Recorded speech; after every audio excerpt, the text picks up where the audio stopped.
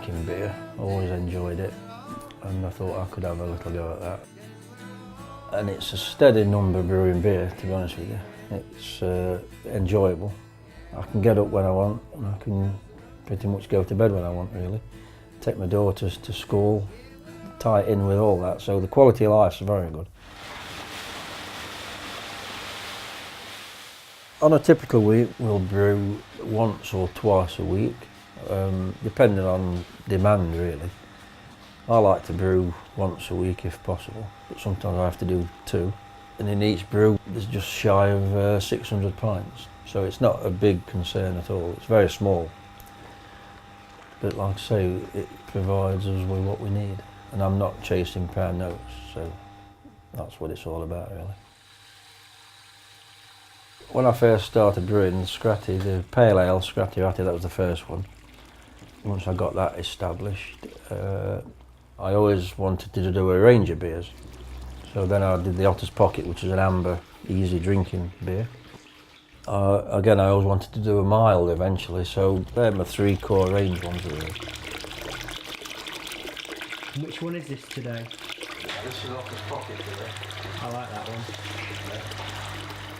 I drink Otters. Yeah, I do. But it's not. I do, yeah. I stick to Otters, I do. I drink it because if you stick to one, you know, and then I could drink all on. But You could drink out. I know I could, but You that, drink 25 pints, you did. yeah, Every night. but that's a different story. That's years ago. I can't do it no more. 15 if you like it. Will you? Yeah. I used to spend more money on beer in 1975 than what I do now. I could spend £100 a week on beer then. Like devils. Like the devil himself. I should go out with it. You got another one then, Mel? Go on then, we'll have another one. Might as well, haven't we? Yes.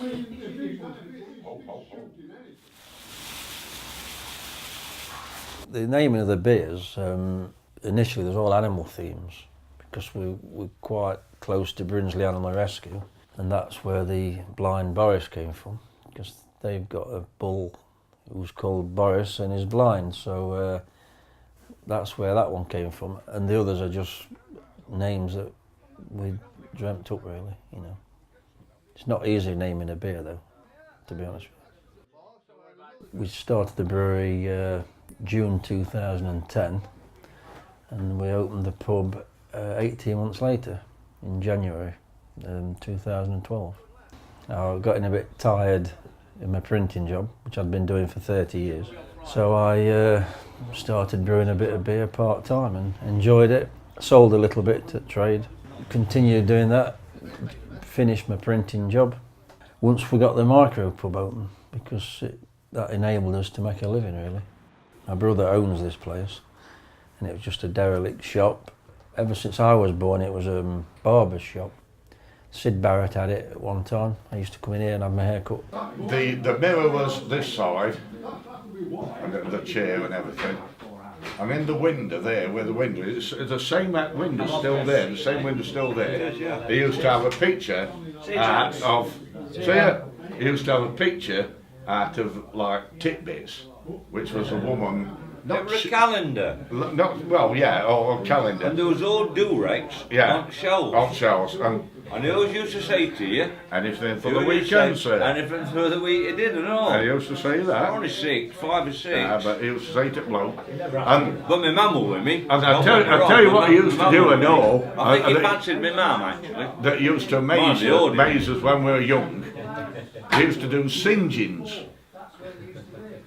where they used to say like little candles, like little thin candles. Dead thin candles. Like birthday cake, but that long.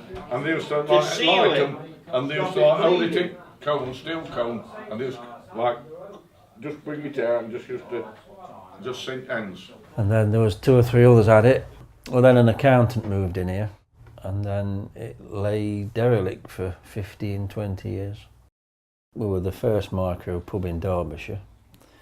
There's been one or two opened since. I wouldn't say we was pioneers as such. We just did it in order to make a living, really. You know, this micro pub philosophy didn't really enter my mind. I just thought we'll have an ale house. The pub's only open Friday, Saturday, Sunday normally. On a typical weekend, we'll have 3 of our own beers. We'll have Otter's Pocket, Scratty Ratty, and Blind Boris.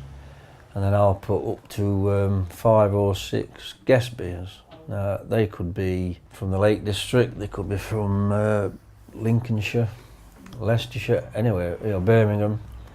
And I go out on my travels and fill my van up with beers that you don't normally see around these parts. We don't stock lager, and nor will we. It's just a principle of mine, really.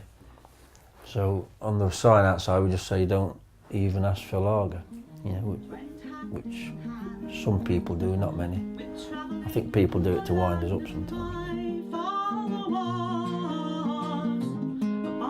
Every 6 weeks or so we have a folk night on a Thursday, and we've had some excellent artists. We also get people just turning up with instruments, probably on a Sunday afternoon, and that always goes down well. That's unplanned, but people just enjoy coming here and playing, you know.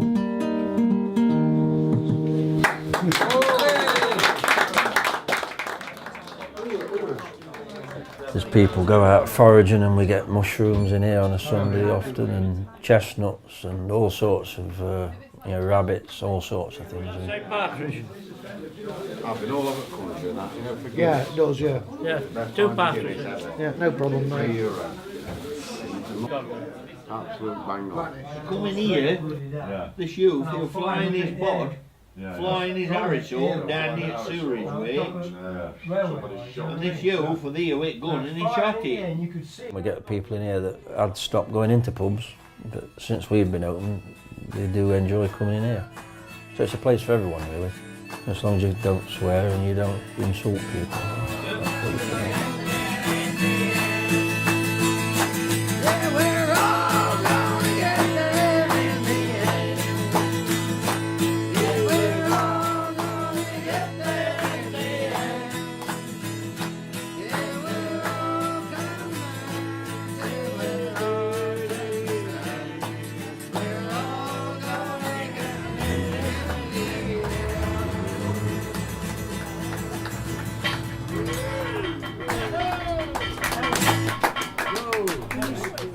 Can you sing that again? I can't remember the words.